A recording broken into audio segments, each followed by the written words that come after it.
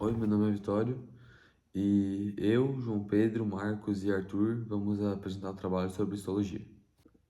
O crescimento longitudinal ocorre principalmente nos ápices da planta, como no ápice da raiz e no ápice do caule. É ali que a célula se divide ativamente, fazendo com que a planta se estique tanto para frente, tanto para trás, para cima e para baixo. Essas áreas de intensa divisão celular são chamadas de meristemas apicais. As células meristemáticas são pequenas, pouco diferenciadas e com alta capacidade de, de multiplicação. Elas dão origens a qualquer tipo de tecido das plantas. Elas são muito semelhantes à célula tronco de nós humanos. À medida que as células meristemáticas vão se dividindo, elas se diferenciam em três tecidos meristemáticos primários. A protoderme, que forma a epiderme, que é um tecido de proteção da planta. O procâmbio, que origina os tecidos condutores primários, como o xilema e floema, que são responsáveis pelo transporte de água, sais e açúcares. E meristema fundamental, que dá origem a tecidos de preenchimento e sustentação, como o parênquima, colênquima e esclerênquima. Oi, eu sou o Arthur e eu vou falar dos tecidos vegetais diferenciados, o segundo tema do nosso trabalho. Os tecidos vegetais diferenciados são três e eu vou começar a falar dos de revestimento.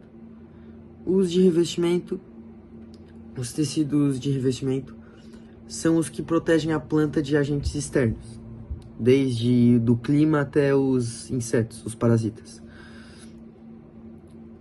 Tem dois tecidos de revestimento, a epiderme e o suber. A epiderme é a que protege a parte mais externa da planta, desde o caule até os frutos. E são duas camadas, uma inferior e uma superior. As duas são revestidas de cera, o que ajuda a planta a não perder água para o ambiente e também ajudam a não penetrar tanta água assim na planta, né? Agora o suber é uma parte bem grossa de células mortas que protege a planta fica no caule de algumas plantas, como as árvores, né? O suber é aquela casca que tem na árvore e é uma parte mais densa que protege de um calor mais intenso, um clima mais intenso. Bom, agora eu vou falar dos tecidos de sustentação da planta. Tem dois tipos também, que é o colênquima e o esclerênquima. O colênquima, ele é mais maleável e mais leve também, e está presente desde o caule da planta até as folhas. E ele é rico em celulose, o que deixa ele bem rígido, mas também não perde em maleabilidade. Já o esclerênquima, ele é mais espesso do que o colênquima. Ele ainda é bem maleável, mas ele é mais espesso. E tem dois tipos de células. As fibras, que ficam na parte interna do caule, e os esclereides, que já ficam mais nos frutos, tipo na polpa e em certas partes da semente. É sobre os tecidos de condução de seiva. As plantas possuem dois tipos principais desses tecidos, né?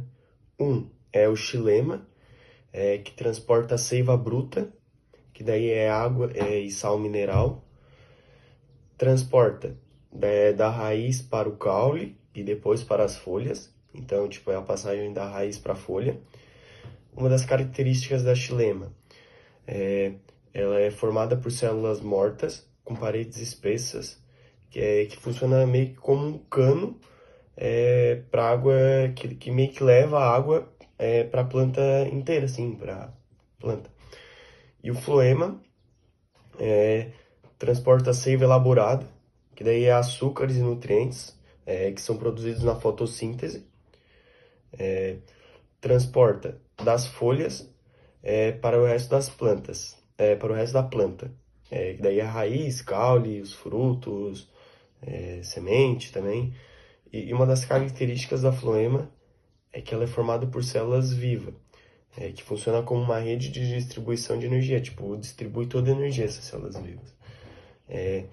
Então, a diferença da xilema para a floema é que enquanto a xilema transporta água e sais minerais das raízes para as folhas, a floema transporta açúcares e nutrientes das folhas para o resto da planta, para a planta toda, não só para as folhas como é feito na xilema. Sobre os parênquimas.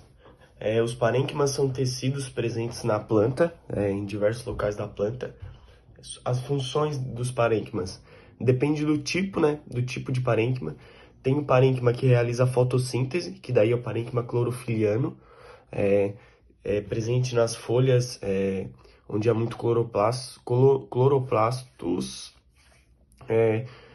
Tem o que armazena substâncias, chamado parênquima de reserva, que daí pode armazenar água, amido, açúcares. Por exemplo, os vegetais, batata, mandioca, que daí armazena o amido, como é o caso da batata, né? E da mandioca eu acho também. E tem um parênquima que preenche os espaços, que daí tem a função de preenchimento, que daí é o parênquima principal, que daí funciona quando, tipo assim, quando tem espaços de ar, esse parênquima preenche esses espaços. É muito comum em plantas aquáticas. E tem os parênquimas que participam na cicatrização, que daí às vezes eles podem, se dividir para reparar os tecidos danificados. Bom, eu vou falar um pouco sobre o crescimento secundário, a questão do crescimento secundário. Vamos lá, primeiramente, o que é o crescimento secundário? O crescimento secundário ele é o processo pelo qual caules e raízes ficam mais grossos, permitindo que a planta suporte maior peso e transporte mais seiva. A principal diferença entre o crescimento secundário e o crescimento primário é que o crescimento primário ele consiste no alongamento e o crescimento secundário consiste no aumento da espessura. O principal local onde ocorre o crescimento secundário é nas gimnospermas e no dicotiledôneas. Bom, sobre a questão dos tecidos responsáveis, existem dois meristemas secundários. Um deles é o câmbio vascular. O câmbio vascular ele é localizado entre o xilema e a floema. Ele produz o xilema secundário, que é para dentro, e o floema secundário, que é para fora. Também tem o falogênio, também conhecido como câmbio da casca. O falogênio ele produz o suber, que é a cortícia, para fora, e a feloderme, que acontece para dentro. Juntos, juntando ali o suber e a feloderme, forma a periderme, que substitui a epiderme em caules mais velhos. Bom, sobre a questão dos anéis de crescimento, vamos lá. Os anéis de crescimento, acontece quando o xilema secundário se acumula a cada ano. Nisso, forma os famosos anéis de crescimento, que são usados para estimar a idade das árvores.